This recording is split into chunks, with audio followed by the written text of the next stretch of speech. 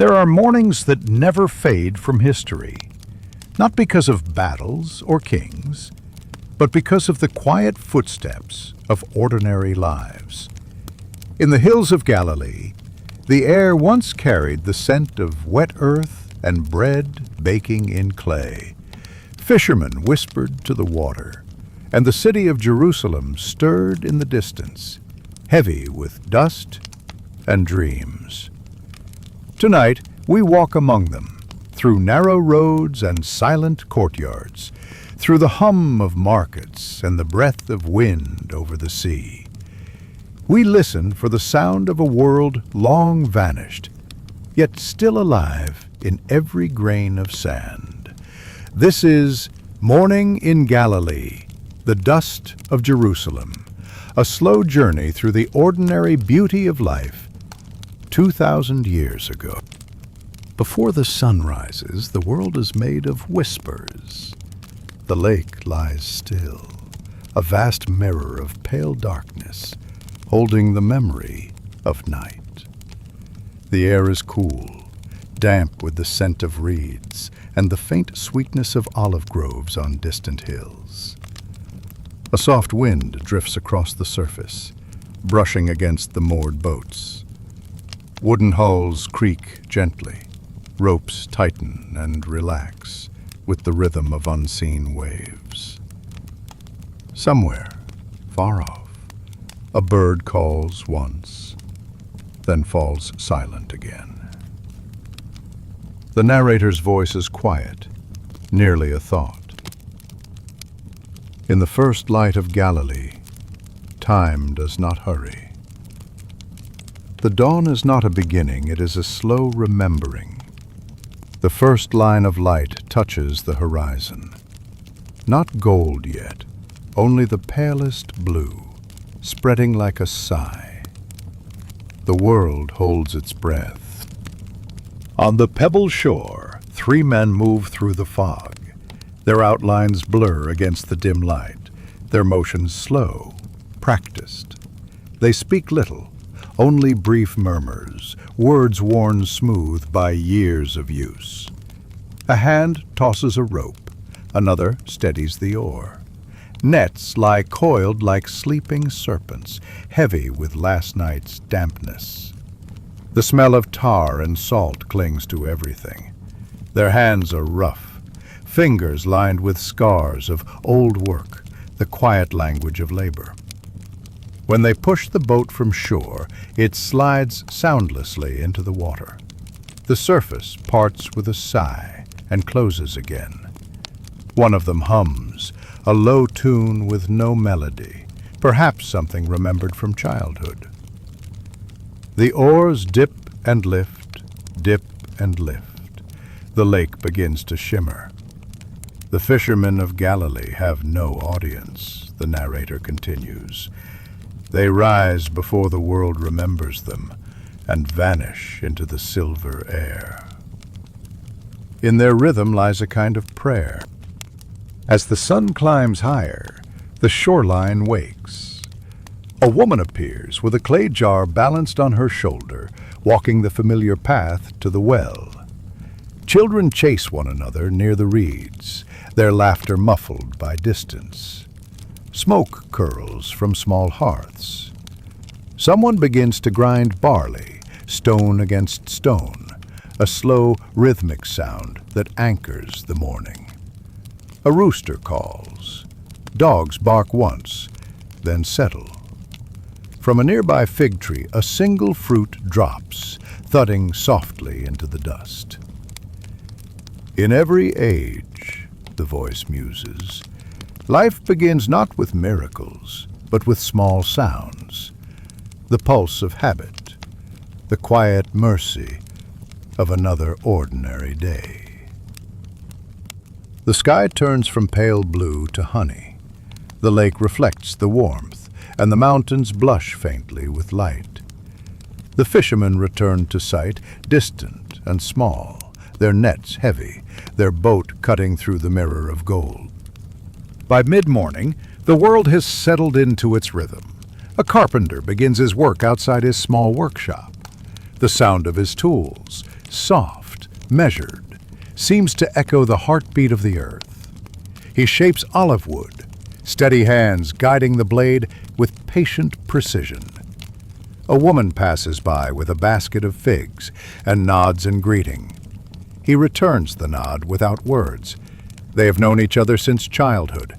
Such gestures are enough.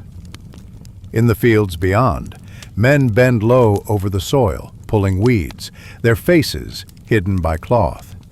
A donkey brays in protest at the heat. The carpenter wipes his brow and looks toward the lake, a shimmer of silver between trees. Work, the narrator says softly, is the oldest form of worship. The rhythm of hands upon wood, the press of seed into earth, all of it, a quiet hymn to endurance. When the sun reaches its highest point, the world grows still. The air trembles with heat. Even the birds retreat to shade. A family gathers beneath an olive tree. Father, mother, 2 children, sitting upon woven mats. The father breaks bread, rough and warm, baked that morning. He dips it into a shallow bowl of oil, fragrant and green. The mother pours water from an earthen jug, and the children drink eagerly. No one speaks much, only the quiet sound of chewing, the hum of insects, the occasional breeze shifting the leaves. Here, the narrator whispers, time becomes soft. It does not pass, it drifts. In such stillness, the smallest gesture, a hand passing bread, feels eternal. Beyond the shade, the lake gleams like polished glass. The air smells of thyme and salt, and the far-off sweetness of grapes ripening in the sun. The village slows. Dogs sleep in doorways. Old men talk in the shade of the well, voices carrying softly in the still air. Far off, a shepherd moves across the hillside, his flock trailing like drifting clouds of wool. Children chase after grasshoppers, laughter echoing and fading. A young woman sits at a loom, weaving patterns into cloth. Her fingers move without thought, years of habit shaping each thread. The sound of the shuttle is like a heartbeat. Every life here, the voice says, is a thread. Alone, it is nothing. Together, it becomes the fabric of time. As the afternoon fades, the fishermen return. The lake, now a darker blue, mirrors the slow clouds drifting above. Their boats bump softly against the shore. The nets come out heavy, glistening with silver life. Laughter rises, low and satisfied. Children gather to watch as fish are sorted, scaled, and laid out to dry in the sun. The air smells of salt and work. The men speak of weather, of prices, of families. Simple things, yet they fill the world completely. In the language of the lake, the narrator says, every ripple tells a story, and every catch carries the memory of dawn. Evening gathers softly. The sun slips behind the hills, staining the sky with pink and amber. Smoke from cooking fires rises once more, drifting lazily over rooftops. From a doorway, a woman hums, a tune older than memory. Her voice fades into the hum of insects, into the sound of water meeting stone. The lake darkens, becoming again what it was before morning, a mirror of the sky. The narrator's tone slows, almost to a whisper. When the day ends in Galilee, it does not die. It folds into itself, waiting to be remembered. Tomorrow will come the same, and that sameness is its beauty. The night comes with no hurry. Stars appear, one by one, reflected upon the still surface of the water. The fishermen's boats rest again at the edge of the shore. Nets are coiled, fires dimmed, doors closed. The world breathes quietly. The narrator concludes, "Here, in the hush between water and sky, there is peace without grandeur. No armies, no empires, no thrones, only the pulse of a small world, steady and alive." Morning in Galilee ends where it began, with stillness and the promise of another dawn. When the fishermen return, the village begins to stir in full. Their footsteps press into the moist earth of the shoreline path, leaving trails that will dry and fade before noon. Each print is a small record of existence, a mark that says someone lived and worked and hoped here. A young boy follows behind, barefoot, dragging a small basket made of woven palm leaves. He hums a tune, something between a song and a daydream. The lake air clings to his hair, carrying the scent of fish, tar, and salt. The houses ahead are made of mud brick and timber. Their walls glow faintly in the morning sun, the color of warm bread. Smoke curls upward from cooking fires, thin and slow, like lazy thoughts rising toward heaven. A village, the narrator begins softly, is not made of stone or walls, but of footsteps, the rhythm of people moving through their days, unaware that they are creating history. Within the heart of the village, a courtyard opens like a quiet lung, wide, sunlit, filled with soft noise. Women gather there each morning to grind grain on heavy stones.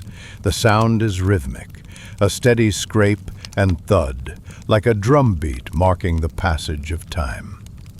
They speak in low tones, voices mingling with laughter. Children circle them, chasing dust motes through shafts of light. A few chickens peck near their feet, oblivious to the world beyond the wall. A girl no older than 12 pours water into a clay bowl and kneads flour into dough. Her hands are small, her movements patient. She hums to herself, lost in repetition. "In every age," the voice says, "there are places where the world's noise fades." In a courtyard like this, the future of a people is shaped not by kings, but by hands dusted with flour. The scent of baking bread begins to rise, warm, familiar, eternal. The path widens as it reaches the small market, little more than a stretch of packed dirt lined with stalls made from reeds and cloth. But in the slow rhythm of Galilee, this is where the world converges. A shepherd trades wool for oil. A woman exchanges olives for a strip of dyed linen. Voices rise and fall, soft and polite, the sound of survival wrapped in civility. A Roman coin changes hands. It glints briefly in the sun before vanishing into a pouch, the symbol of empire. Yet here, it means only the price of bread. History, the narrator murmurs, is written in marble elsewhere, but here it lives in dust and trade, in the quiet art of giving and taking. A breeze stirs the stalls. The smell of cumin, fish, and oil fills the air. Somewhere, a lute plays a tune too soft to follow. Behind a low wall, a potter sits cross-legged at his wheel. His hands move with practiced patience, shaping earth into vessels that will hold the daily life of the village. Water, oil, flour, hope. The clay glistens under his touch, spinning slowly. His eyes never leave it. Each pot, each jar, is slightly imperfect. None are the same, yet all are useful. A boy watches him from the doorway, fascinated by the quiet mastery. The potter glances up only once and smiles. Then he presses his foot to the wheel, and the clay continues to rise, breathing into form. Creation, the voice observes, is not always divine thunder or light. Sometimes it is only the steady turning of a wheel and the patience to wait for shape to appear. A soft wind drifts through the yard, carrying the smell of earth and wet clay. By noon, the village well becomes its center, a meeting place of errands and gossip, rest and reflection. Women line up with jars balanced on their shoulders, their silhouettes framed against the bright sun. The sound of water echoes deep within the stone mouth of the well. Ropes creak, jars clink, laughter ripples like wind through reeds. Someone tells a story about a merchant who lost his donkey near the river, and the laughter grows louder. Nearby, a traveler stops for water. His robe is dusted with the color of long roads. He speaks with a faint accent, not from here, but still known. He thanks the women, drinks, and continues his way toward the hills. Every well, the narrator reflects, is more than water. It is a place where paths cross, and strangers become briefly part of the same story. The sound of the bucket returning to the deep fades like a memory. As the afternoon lengthens, the heat softens, and the children reappear. They chase each other between the houses, laughing, leaving trails of dust behind them. One carries a stick shaped like a sword. Another pretends to be a king. Their play echoes faintly against the walls, the same laughter that will echo through centuries. A small girl finds a broken piece of pottery and holds it to the sun, fascinated by the way it glows.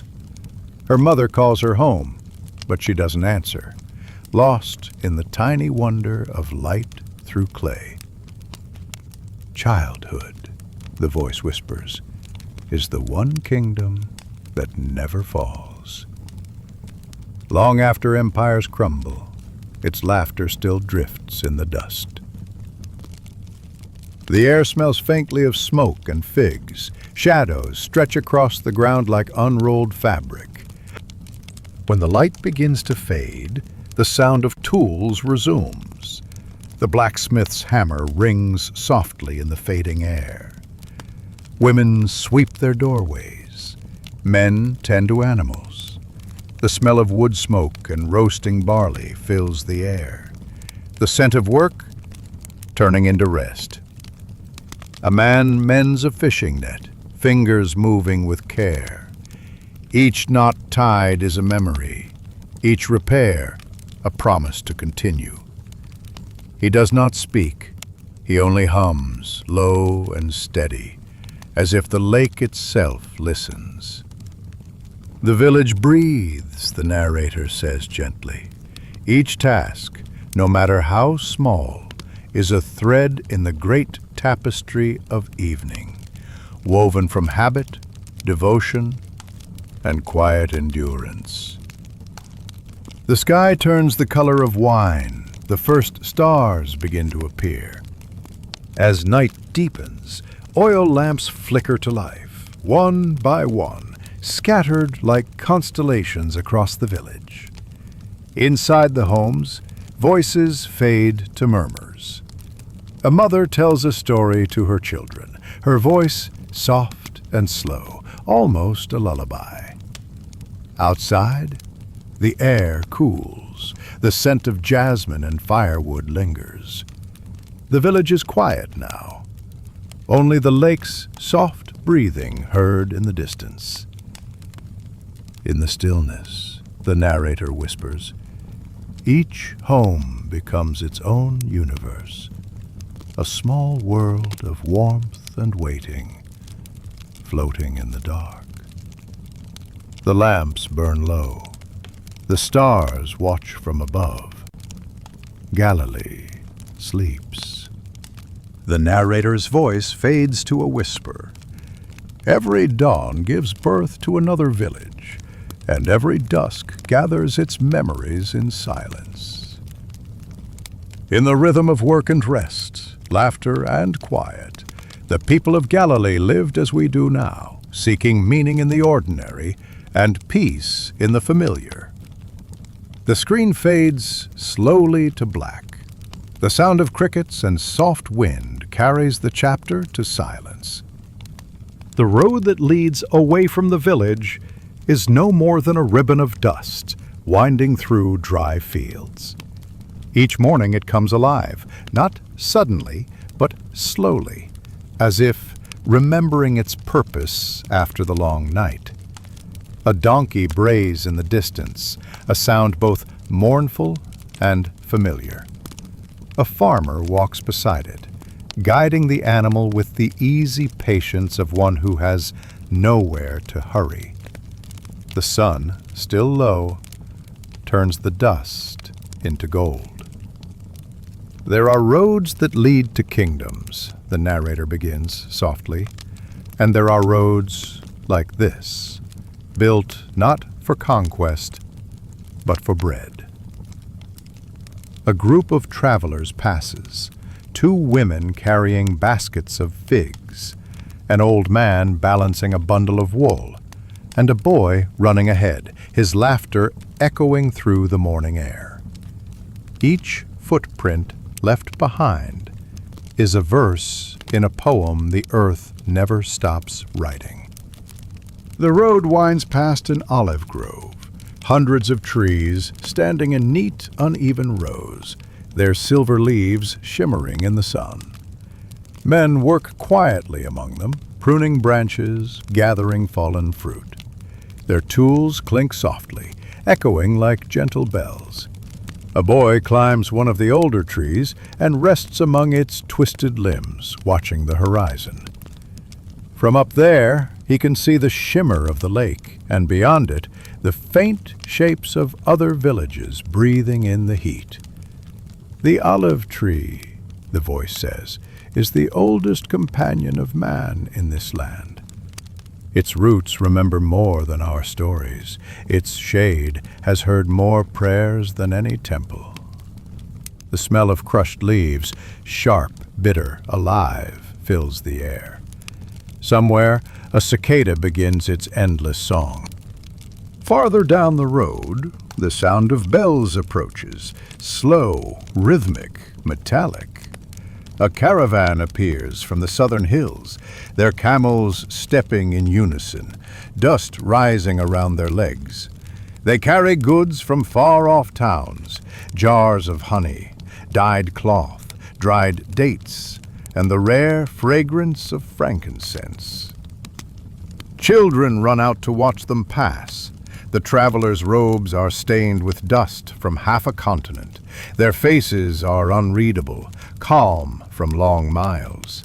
One of them, a man with kind eyes, waves at the children. Another hums a tune that no one here recognizes, a melody from another world. Trade, the narrator muses, is how the world remembers it is one body. Each road is a vein, and through it flows the quiet lifeblood of connection. As the caravan fades into distance, the jingling of bells lingers, like a memory refusing to dissolve. By mid-morning, the smell of the market reaches the travelers long before its sight, a mingling of oil, spice, and earth. It sits in a shallow valley between 2 low ridges, tents and stalls forming a patchwork of color. The air hums with quiet life. Merchants call softly, never shouting. A man sells baskets woven from reeds. Another arranges pomegranates into neat pyramids. Children dart between the stalls, their laughter blending with the coo of doves perched on roof beams. Every market, the narrator says, is a map of a people's soul. Here, value is measured not by coin alone, but by memory, by trust, by need, by kindness. The sound of barter drifts through the warm air, not as noise, but as a steady heartbeat. At the edge of the market sits a weaver's stall, half in shade, half in sunlight. The woman working there moves with elegant precision, her loom singing quietly as she passes thread through thread. The cloth grows beneath her hands, colored like sand and sky. A traveler pauses to watch. He asks about the price, but she only smiles, saying softly, "It takes many days to make one day's worth of work." The man nods, understanding. He does not buy, but leaves a coin anyway, placing it gently beside her tools. In such moments, the narrator observes, commerce becomes grace. The exchange is not for the cloth, but for the time and care it holds. The weaver continues her rhythm, unhurried, as if the loom itself breathes in tune with her heart. Not far away, a spice merchant sits surrounded by color, heaps of saffron, cumin, and dried flowers forming small hills before him. He grinds something in a stone bowl, releasing a cloud of scent that fills the air, sharp, earthy, and sweet all at once. A woman stops to inhale the aroma, closing her eyes for a brief, private moment of pleasure. Her child tugs her sleeve, asking for a fig. The merchant laughs softly, cutting one in half and handing it to the boy. "Scent," the voice says quietly, "is memory made invisible." Long after empires fall, a single breath of spice can bring back an entire world. The merchant begins to hum as he works, the sound blending with the soft murmur of the market. Near the center of the market, a musician sits cross-legged with a small stringed instrument. He plucks at it gently, the sound thin yet golden, floating above the hum of the crowd. Around him, people pause, not to listen, but simply to rest, letting the melody fill the spaces between their thoughts. A dog lies beside the musician, asleep. A child claps along to the rhythm, out of time, but full of joy. Music, the narrator murmurs, is the breath that ties strangers together. It asks for nothing and gives everything. Even silence listens. When the song ends, no one applauds. They only smile, exchange glances, and continue on their way, carrying the tune quietly inside them. By late afternoon, the market begins to dissolve. Stalls are packed, baskets lifted, coins counted and tied into small cloths. The air cools. The wind carries the faint smell of smoke from distant hearths. The travelers return to the same road, now painted with the long shadows of evening. The dust rises once more beneath their feet, glowing amber in the light. A man hums a song he heard from the musician. A child sleeps in his mother's arms. The donkey walks without need of guidance. The road remembers everyone who walks it, the narrator concludes softly. And when the day ends, it carries them home. Each step a note in the long, quiet song of life.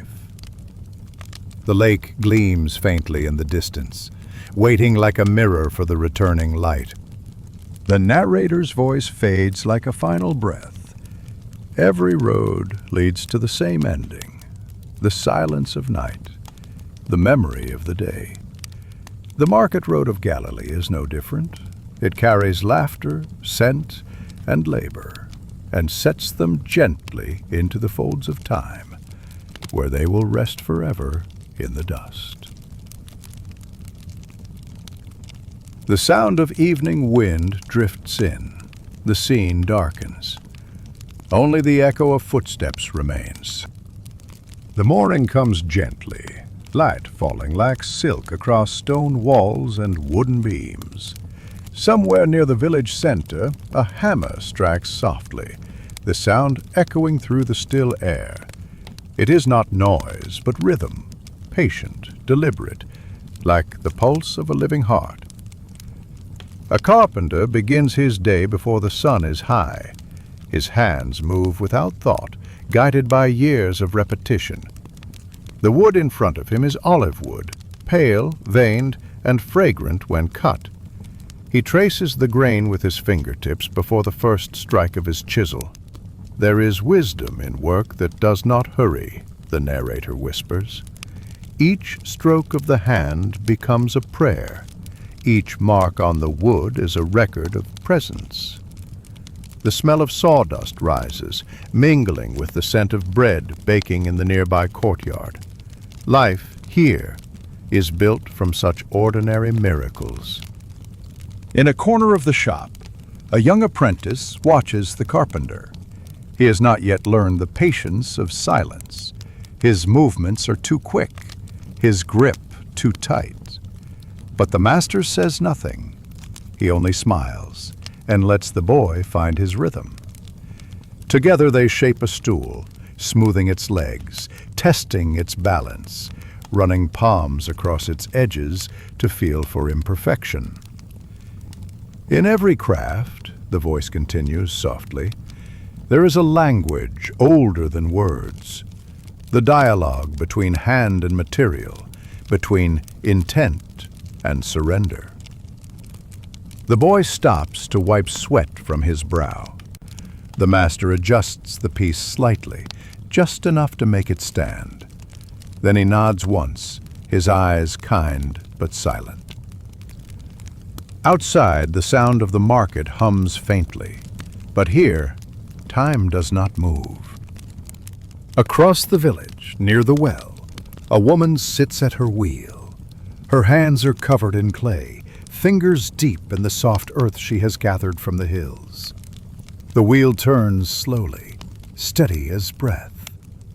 Each motion of her wrist brings the formless closer to form. The clay rises under her touch, trembling slightly as if alive. She dips her hands in water, smoothing its surface.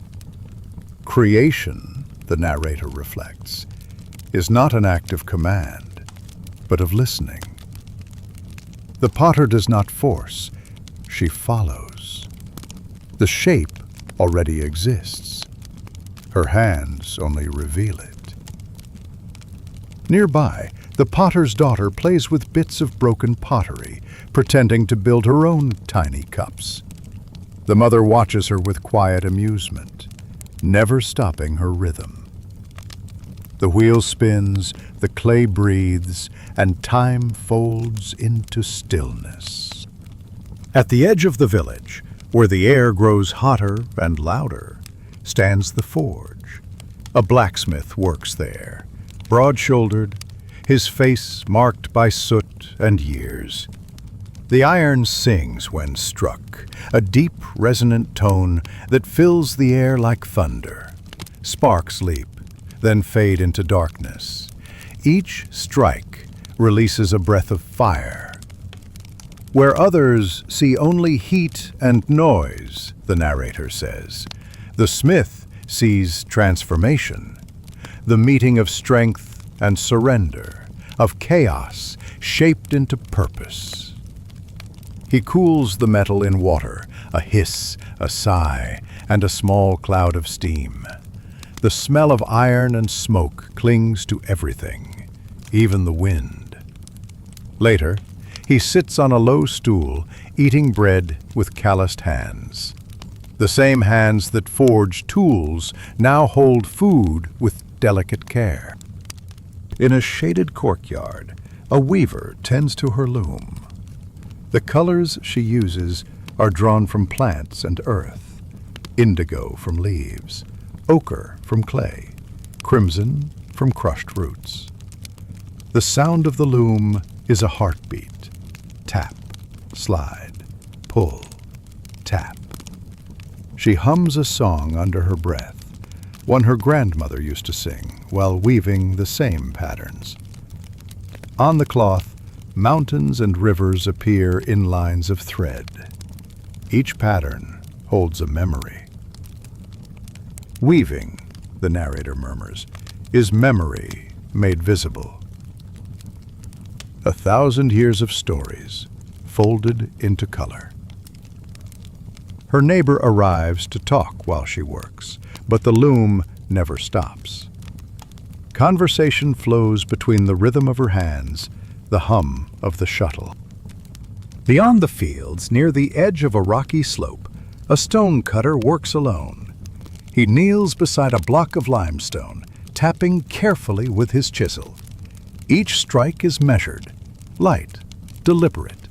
The sun beats down, yet he does not rush.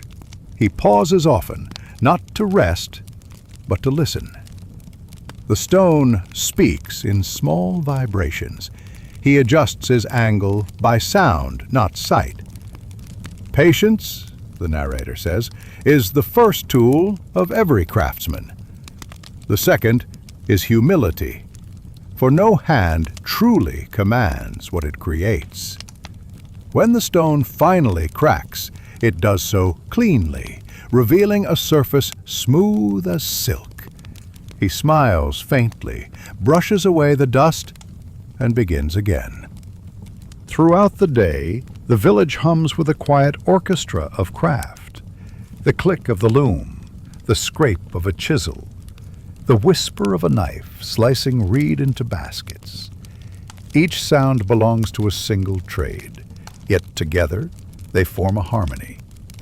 Children run errands, carrying water to the forges and thread to the looms. Old men sit in the shade, mending sandals or sharpening tools. A village is not a collection of houses, the narrator says gently, but of hands. Hands that build, hands that share, hands that mend. From a distance, the sounds fade into the wind, blending with bird song and laughter. The day turns golden. As the sun sinks, the craftspeople close their work. The carpenter covers his tools. The potter stacks her drying vessels. The weaver rolls her cloth and ties it with twine. The village becomes still again. The air is thick with the smell of clay, smoke, and earth. The scent of human effort fading into evening. Somewhere, the blacksmith's forge cools to ash. Children play near the well, their laughter mingling with the calls of distant birds. Hands grow tired, the narrator concludes softly, but their work remains. In every object, a table, a pot, a woven cloth, the maker lives on. The world is built not by kings or armies, but by quiet, patient hands. The final image, hands, old and young, resting in the dim light, dusty, rough, and beautiful. The hand, the narrator whispers, is history's gentlest author. It writes not in ink, but in touch, in the shaping of clay, the carving of wood, the weaving of thread. Long after the names are forgotten, what the hand has made will still speak. The camera lingers on the flicker of a lamp behind a workshop door, then darkness. Only the memory of quiet labor remains. The hours after morning labor bring a hush upon the village. The fields shimmer in heat. The air trembles with the hum of insects. From the hills, a faint breeze drifts through, carrying the smell of thyme and dust. In every courtyard, work slows. Men rest beneath fig trees. Women sit beside open doors, their faces calm, their hands still busy with food. The sound of wooden bowls, the rustle of leaves, the soft sigh of grinding stones, together they create the music of noon. Every day, the narrator begins gently, there comes a moment when the world pauses, not from weariness, but from gratitude. It is the hour when bread is broken and life is remembered. Inside a cool shaded room, a woman grinds grain on a stone mill. The movement is circular, rhythmic, the same motion repeated through centuries. Fine dust gathers on her forearms, turning the skin pale. A small child watches nearby, his eyes following the steady rhythm of her hands. He mimics the motion with a pebble, smiling when she laughs. Bread begins not with fire, but with patience, the voice murmurs. Each grain carries a story of soil, of sun, of rain that fell months ago. To grind it is to bring time itself into the present. The air smells faintly of flour and stone. Outside, a rooster calls. The wheel turns. In another home, two sisters knead dough on a smooth wooden board. The dough yields under their palms, soft, elastic, alive. They speak little. The sound of their work fills the room. Press, fold, turn, press again. The elder sister hums quietly, a tune so old that it no longer needs words. The younger joins in, softly, their voices blending with the rhythm of kneading. In the hands of the humble, says the narrator, flour becomes bread, silence becomes song. Creation is not distant. It lives in small, ordinary acts. They dust the loaves with a little flour, shape them into rounds, and cover them with cloth. Soon they will rise, warm as breath. Behind the house, a clay oven glows faintly. A man adds dried olive branches to the fire. They crackle, releasing a sharp, sweet scent. The oven's mouth breathes orange light. Nearby, children gather, waiting for the bread. They play with bits of straw, laughing each time the fire pops. Fire, the narrator reflects, is the oldest companion of hunger. It has watched every meal ever made, and still burns with the same gentle need to give warmth, to make grain into life. The man slides the first loaves inside. A moment of silence follows, broken only by the soft whisper of baking. The smell begins to spread, deep, rich, comforting. At the edge of the village stands the olive press, a wooden beam balanced over a stone trough, slow and heavy as time itself. Two men work there, turning the beam by hand. The crushed olives release their essence, a thick green-gold stream that glistens in the sun. It flows into clay jars, carrying with it the taste of the land. Oil, the narrator says softly, is not made, it is released. It is the light of the tree made visible. The same oil that feeds the body also feeds the flame. One of the men dips his finger into the new oil and tastes it. He smiles, nodding. The other laughs quietly, proud of their labor. By afternoon, families gather beneath the fig trees. A simple meal is spread on woven mats. Bread still warm from the oven. Bowls of oil, figs, herbs, and water cooled in clay jars. No one speaks loudly. The laughter is gentle. The pauses long.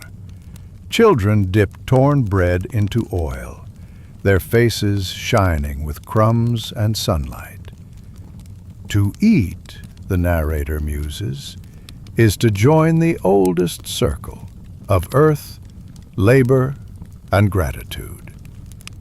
Every meal is a quiet celebration that we have lived another day. The air is filled with the sweetness of figs and the hum of bees. Time itself seems to sit down beside them. Later, a young woman walks through the village carrying a small basket of bread. She stops at the home of an elderly neighbor and leaves 2 loaves at her door. No words are exchanged, only a nod, a soft smile, the silence of understanding. In every act of giving, the narrator says, a village sustains itself. What is baked in one house feeds another. The warmth of bread travels farther than the heat of the oven. The old woman blesses the bread softly before breaking it. She eats slowly, eyes closed, as if tasting not only the food, but the kindness within it. As the sun sets, the olive trees turn to silhouettes against a sky painted with rose and amber. In every home, the day's tools are put away. Only lamps remain, their flames fed by the same oil pressed that morning. Families gather for the final meal. The bread is simpler now, thinner, torn into small pieces. Voices lower. A few words of thanks are spoken, not to be heard, but to be felt. When the bread is broken at dusk, the narrator whispers, it is not hunger that ends, but longing. The day folds into rest, and the oil burns gently, reminding the night that light is never gone. Outside, crickets begin their quiet chorus. The lamps flicker. The world exhales. Bread and oil, the narrator concludes, are not merely food, they are memory. The taste of patience, the scent of earth, the light of the tree, and the hand of the maker. To eat is to remember where we came from and to whom we belong. The final image lingers, a single loaf, torn in half, resting beside a clay lamp still burning, its light gentle as breath. The sun dips low over the hills of Galilee. Its light stretches across the water like melted gold, and the waves shimmer as if the sea itself were breathing in sleep. From the far horizon, fishing boats begin to return, small silhouettes against the fading sky. The sound of wooden oars, the quiet creak of hemp rope, the soft splash as the boats glide toward the shore. Evening, the narrator whispers, is the sea's long exhale. What was taken in the morning, the silence, the labor, the waiting, is now returned as peace. The fishermen's voices carry over the water, low, familiar, unhurried. They are weary, but not burdened. There is something ancient and eternal in their movements, as if the act of returning home is a prayer older than words. On the shore, nets lie waiting, their coarse threads darkened by water and use. When the boats touch land, the fishermen step down barefoot, their feet sinking slightly into the cool sand. No one rushes. They work in quiet rhythm, lifting the heavy nets, spreading them wide to dry. The smell of the sea, salt, fish, and damp rope fills the air like incense from the earth itself. There is a holiness, says the narrator, in the sound of dripping nets, a reminder that labor, even the simplest kind, binds the soul to the world. They hang the nets on poles. Water drips slowly from the fibers, forming small dark circles in the sand. The sun fades behind the hills, leaving only a pale afterglow on the water. A few children run down the slope toward the boats, their laughter scattering the gulls that hover near. They chase the shadows of the fishermen, their bare feet slapping against the damp stones. One boy picks up a small fish left behind, holds it up to the fading light, and marvels at the colors that shimmer on its scales. Another girl collects seashells, each one like a whisper from the deep. The sea, the narrator says softly, is the first teacher. It teaches the rhythm of patience, the weight of silence, the beauty of things unseen. The fishermen watch them quietly, smiling. They too were once children by this water. They too once believed the horizon was endless. Now the work resumes, but softly. Wooden baskets are set down. Fish, still glistening, are sorted by hand. The silver bodies laid in neat rows, their scent sharp in the cooling air. An older fisherman counts them carefully, his brow lined not from worry, but from years of sunlight and wind. He nods once, satisfied. "There is no waste here," the voice narrates. "What the sea gives is taken with respect. What is too small is returned, so that tomorrow the water will still be alive." The sky deepens into violet. A star appears, then another, faint as breath. The air grows cooler. The last of the catch is carried toward the village, wrapped in woven reed mats.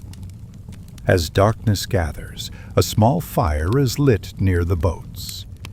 It crackles softly, sending a thin ribbon of smoke into the night air. Around it, the fishermen sit cross-legged, their faces glowing in the warm light. They roast a few fish on sticks, eat slowly, and talk in low voices, not of trade or fortune, but of weather, family, and dreams. "There is peace," the narrator murmurs, "in shared silence." A meal by the fire becomes something greater than the sum of hunger and flame. It becomes remembrance. One man hums a short melody, a tune passed from father to son. The others listen. The sound mingles with the crackle of the fire and the whisper of waves. Farther along the beach, women approach with small clay lamps. Their light sways gently as they walk, casting halos that dance upon the sand. They bring baskets, some with food, others with folded cloths. Their children walk beside them, sleepy-eyed, clutching their shawls. The men rise to greet them, and together they carry the remaining tools inland. In the lamplight, the narrator reflects, the sea becomes a mirror for the soul. Its darkness does not threaten, it simply waits, holding the light as it passes from hand to hand. The lamps glow brighter against the deepening blue of night. The wind carries the faint scent of myrrh and smoke. The families begin their slow walk home. The road back winds through groves of olive trees and quiet hills. Fireflies drift through the branches, their tiny lights flickering like lost stars. The fishermen carry their nets over their shoulders, their steps slow but steady. A few hum softly, their voices blending with the sound of the evening wind. "Every path home," says the narrator, "is an act of faith, that warmth still waits, that the lamp still burns, that the world is, after all, kind." From a distance, the first lights of the village flicker, dim golds and whites, small but certain against the vast dark. At last, the sea is still. The waves barely move, only a shimmer where moonlight touches them. The boats, now empty, rest upon the sand, their shadows stretched long and soft. Somewhere, An owl calls. The hills echo faintly, then fall silent again. Even the wind seems to rest. The world, the narrator concludes softly, was never meant to be hurried. Even the sea must sleep, so that morning may wake again. The last image fades slowly. A single boat half buried in sand, a faint lamp still glowing on its bow, its flame trembling like a heartbeat against the calm dark. And so the day ends, not with a shout, but with a whisper. The sea sleeps, the lamps burn low, and the heart remembers that even in silence there is life. The road to Jerusalem winds through the hills like a quiet thought. Evening light fades behind the ridges, and in the distance, the city begins to glow. Small points of fire scattered across stone and shadow. The air grows cooler. A caravan of travelers walks slowly down the path. Merchants, pilgrims, and shepherds with their flocks. No one speaks loudly. The only sounds are the tread of sandals on dust and the faint clink of pottery jars. There is a kind of stillness, the narrator whispers, that belongs only to cities seen from afar. They do not roar, they breathe. Every lamp, every shadow is a heartbeat. From this distance, Jerusalem seems timeless. A constellation built of stone. At the city gate, the guards stand wrapped in cloaks. Their torches burn low, casting long, wavering shadows across the stone arch. Merchants enter with carts of fruit, salt, and cloth, the last of the day's trade. A woman carrying water passes through quietly, her jar balanced perfectly upon her head. Every city, says the narrator, has its own way of breathing at dusk. It exhales the noise of the day and inhales the calm of night. Within the walls, the air is thick with the scent of olive oil and smoke. The rhythm of footsteps changes, slower, more deliberate, as if each person feels the weight of centuries beneath their feet. Inside the city, the streets twist and narrow, corridors of stone where sound travels softly. Shops close one by one. Doors are bolted, shutters drawn. The last merchants sweep the dust from their thresholds. From somewhere above, the faint music of a flute drifts through the night. It mingles with the scent of baking bread and oil smoke. A cat slips between shadows. A boy runs by, carrying a loaf wrapped in cloth. Jerusalem, the narrator murmurs, is not built only of stone. It is built of sound, of footsteps, whispers, and the slow breath of lamps. Each turn reveals another small miracle of light. A window glowing gold, a courtyard where someone hums as they prepare the last meal of the day. Behind a wooden door lies a courtyard, open to the night sky, paved with worn stones. A fountain murmurs softly in the center. An old olive tree leans over it, its branches heavy with leaves. Families gather here in silence.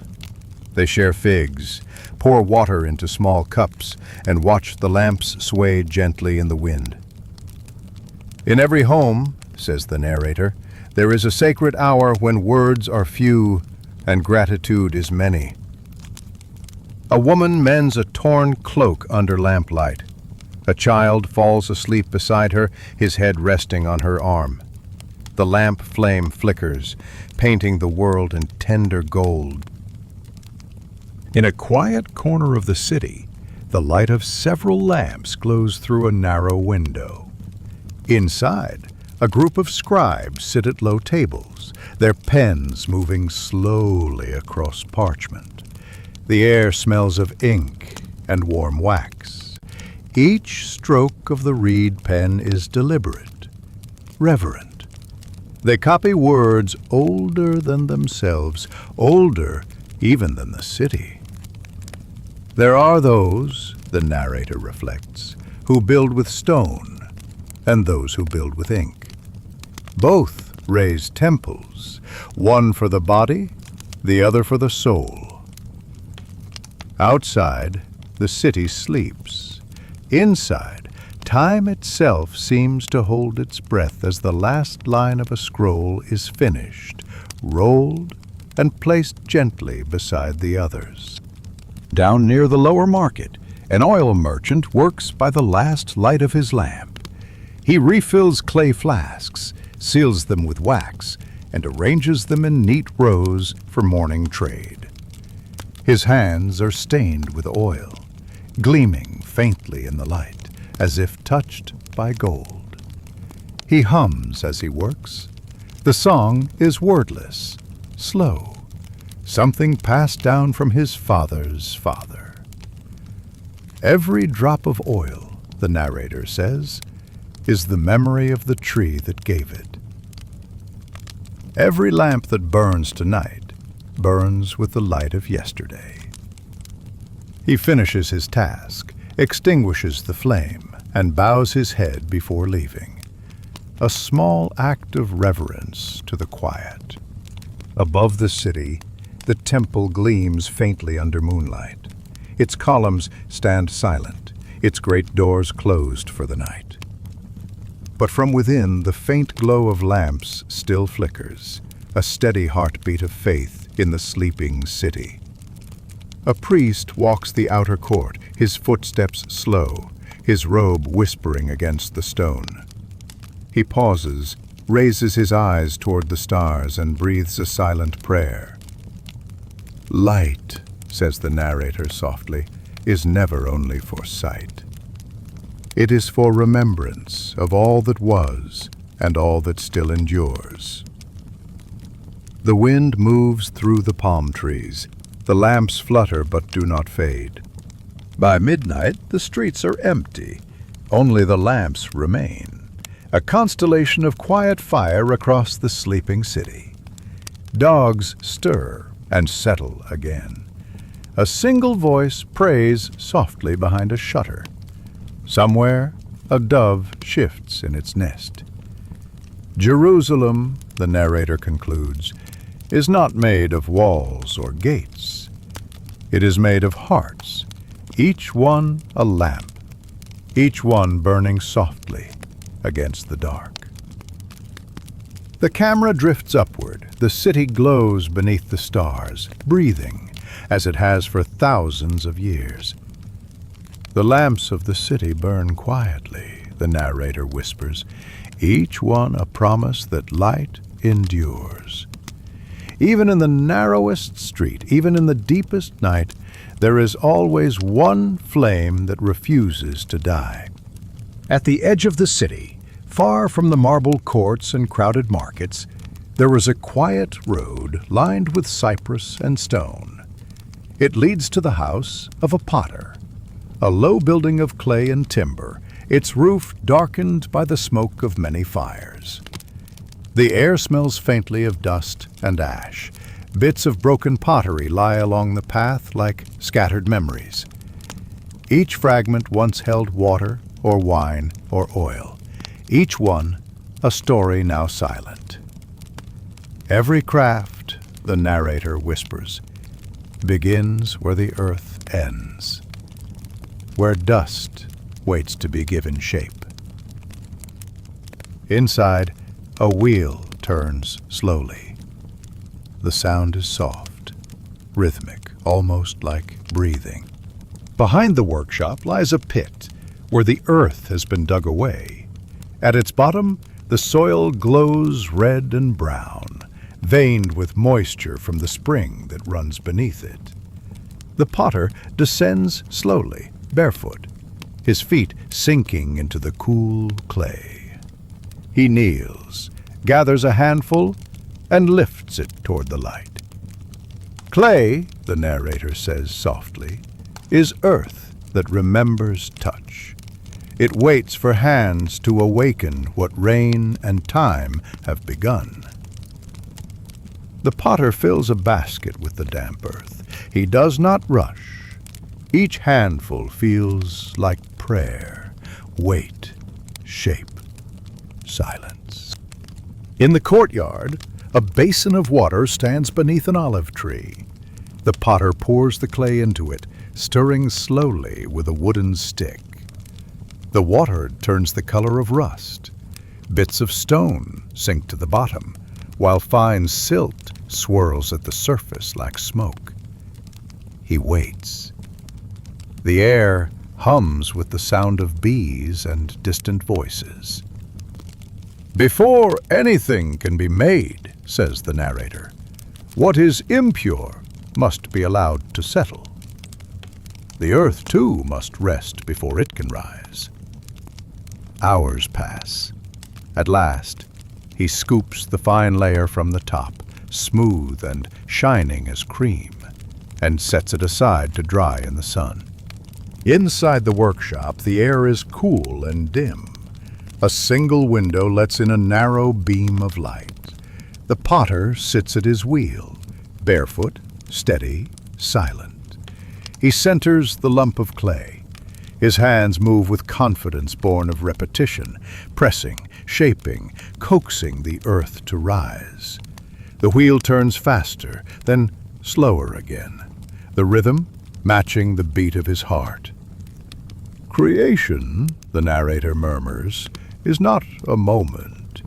It is a circle, an endless turning between stillness and motion." The clay begins to open under his fingers, forming the hollow of a vessel, a space meant to hold something unseen. He pauses. The vessel stands tall now, smooth and symmetrical. But before it dries, he leans close, blowing gently upon the surface, a soft breath that cools and calms the clay. Outside, the wind moves through the trees as if the world itself were echoing that gesture. To breathe upon creation, the narrator reflects, is to give it part of one's life. What the hands make, the breath sanctifies.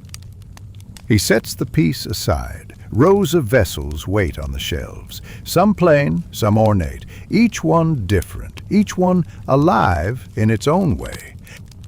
Behind the house, a kiln stands, a dome of clay and stone blackened by years of flame.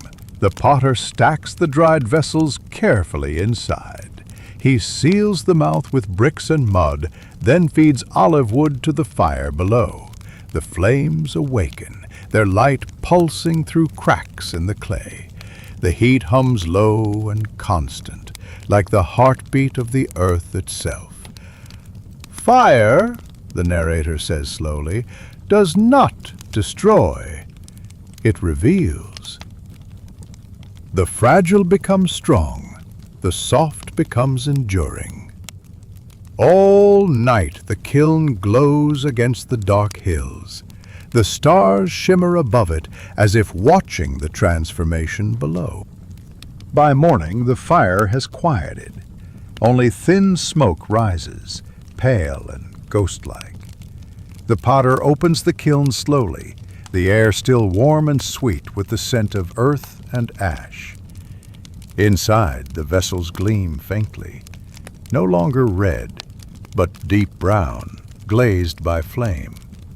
He lifts one, runs his fingers along its curve. It rings softly when he taps it, the sound of completion. "What is strong," the narrator muses, "was once soft. What endures began as dust."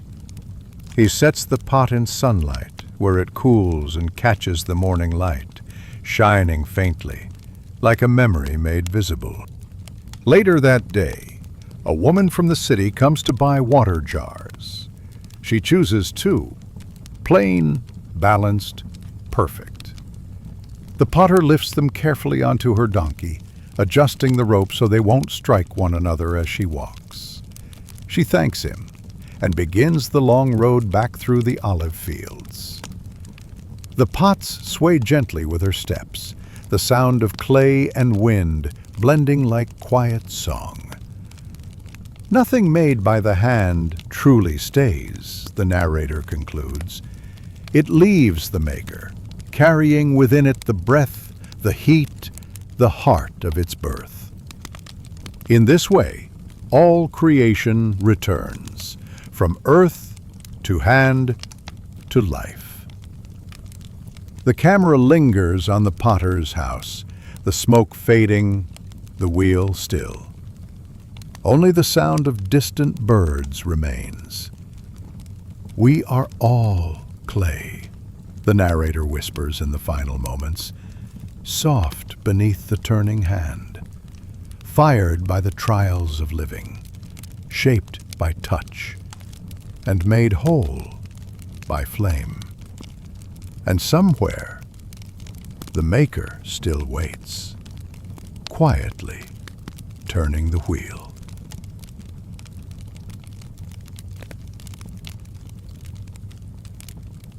The city of Jerusalem sleeps under a pale moon. Its stone walls gleam faintly, touched by a silver light. The streets that only hours ago rang with the noise of merchants and travelers are now empty, echoing only with the sound of sandals brushing dust.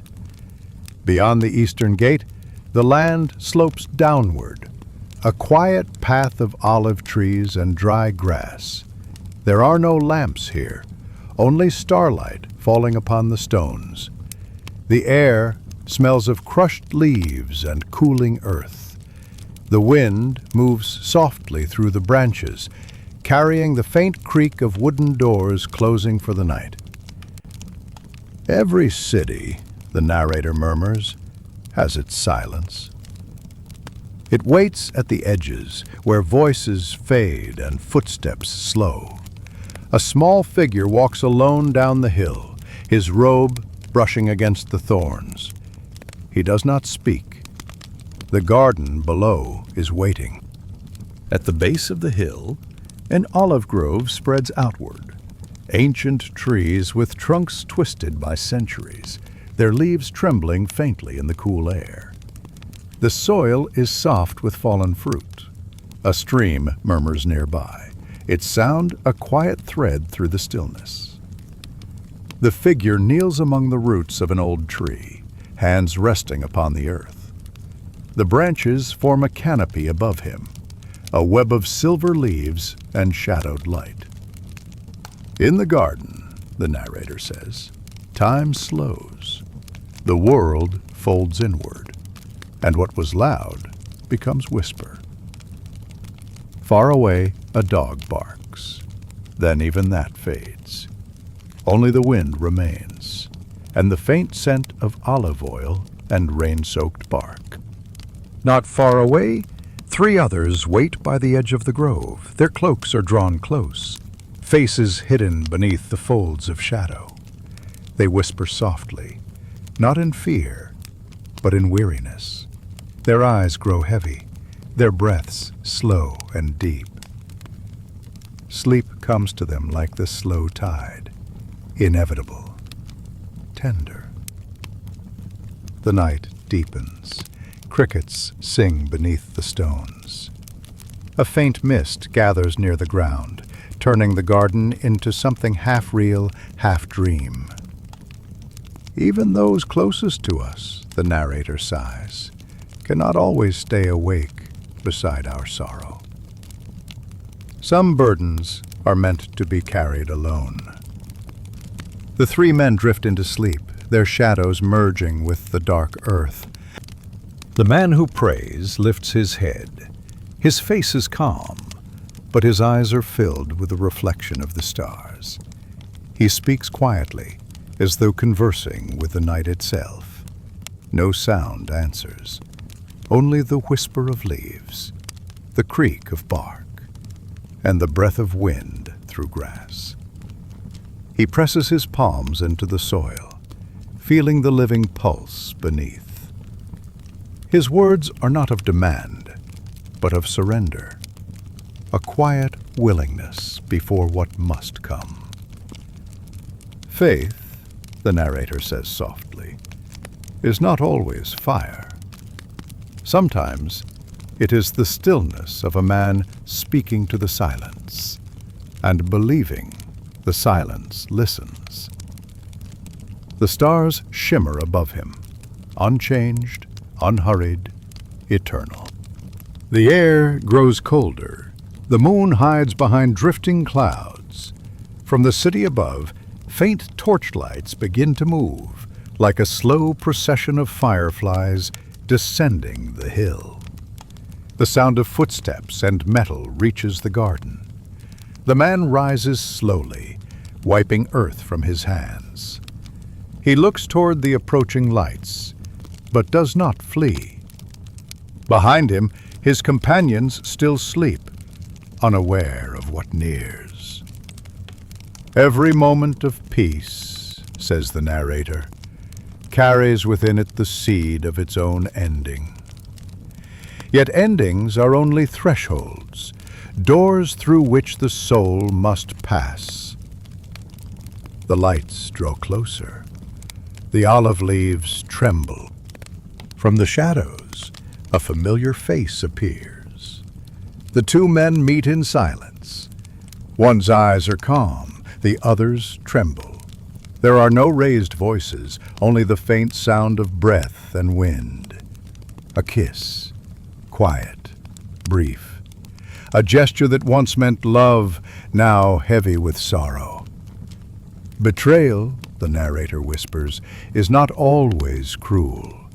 Sometimes it is simply the breaking of what was once whole, the proof that even loyalty can be touched by fear. The torches surround them now, casting the grove in sudden flame and motion. The peace of the night is shattered, but only for a moment. Then the stillness returns, emptier, echoing. The torches move away. Their glow fades into the trees. The grove is once again silent, except for the sigh of the wind through the leaves. The three companions stir, rising in confusion, their faces pale in the half-light. They call out, but no answer comes.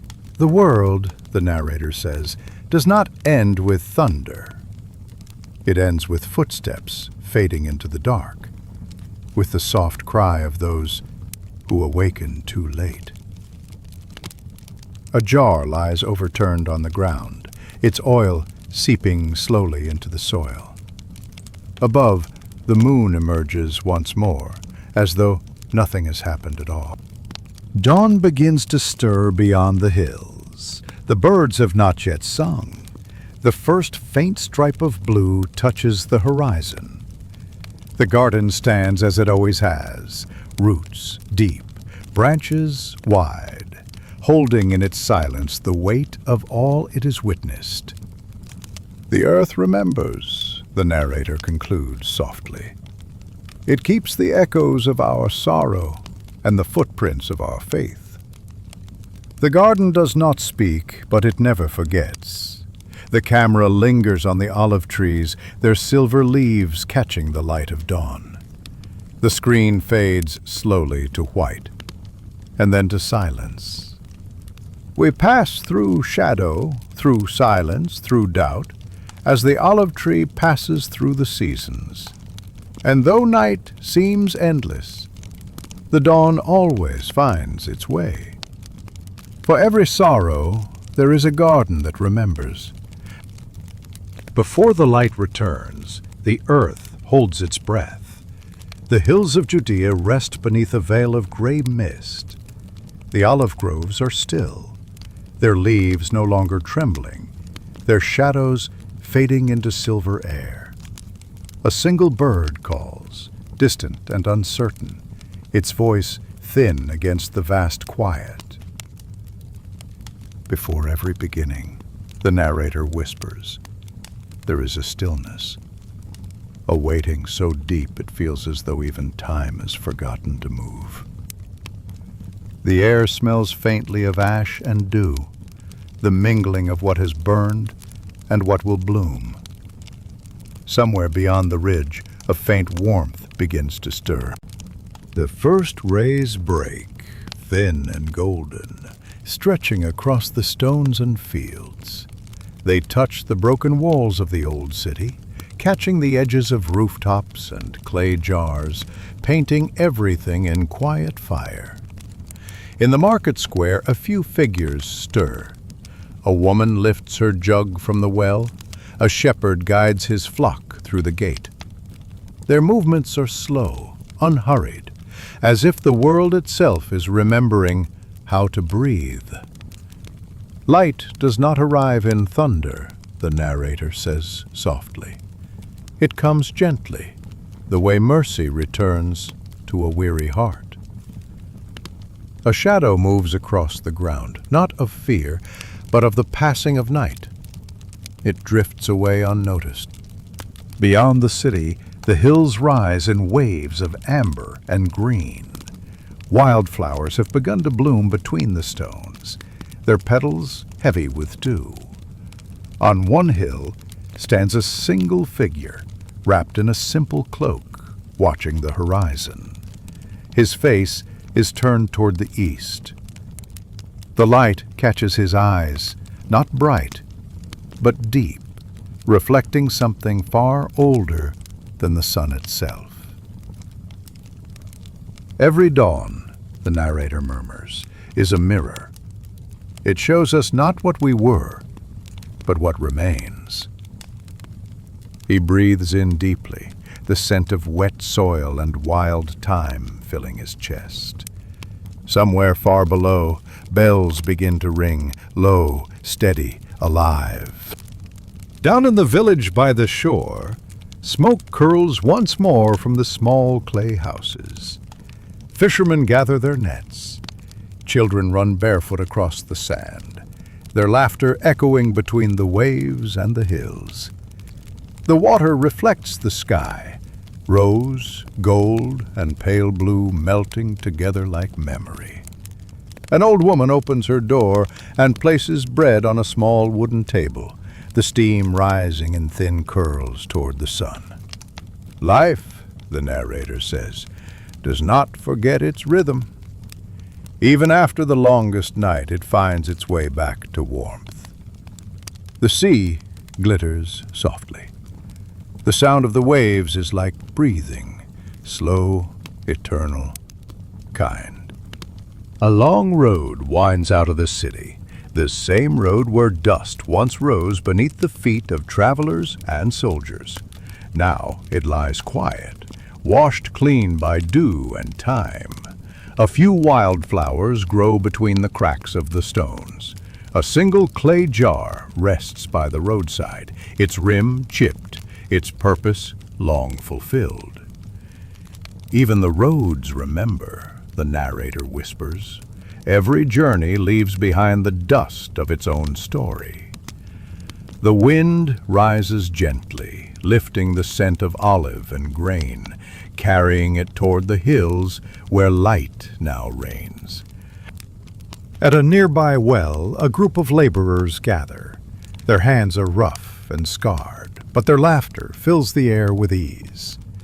They share bread dipped in olive oil and pass around a small jug of water, each sip offered like a blessing. A child watches them, his eyes bright, his smile uncertain. An old man reaches out, breaking the last piece of bread, placing it in the child's hand. Kindness, the narrator says quietly, is the truest language of dawn.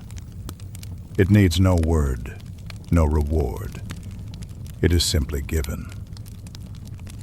The scene fades with the sound of shared laughter and the hum of bees in the distance. Further north, a river glides through reeds and stones. Its water is clear, reflecting the gold of the sky.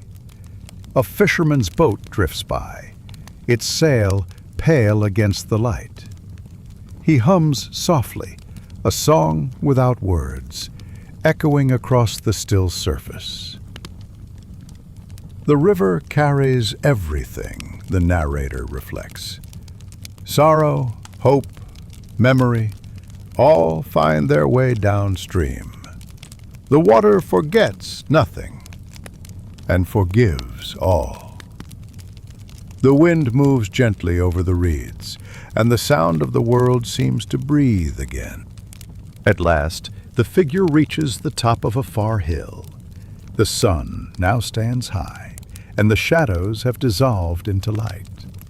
He looks back toward the valley, the city, the garden, the sea. All are wrapped in calm radiance, as though the world itself has been forgiven. This, the narrator says in a voice like breath, is how the story ends. Not in thunder, but in light.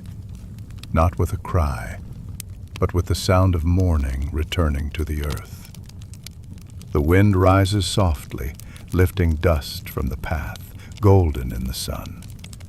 The screen fades slowly to white, and then to silence. The dawn comes beyond every hill. It does not ask who is worthy of its light. It simply shines upon the broken, upon the weary, upon the living. For even after sorrow, there will always be morning.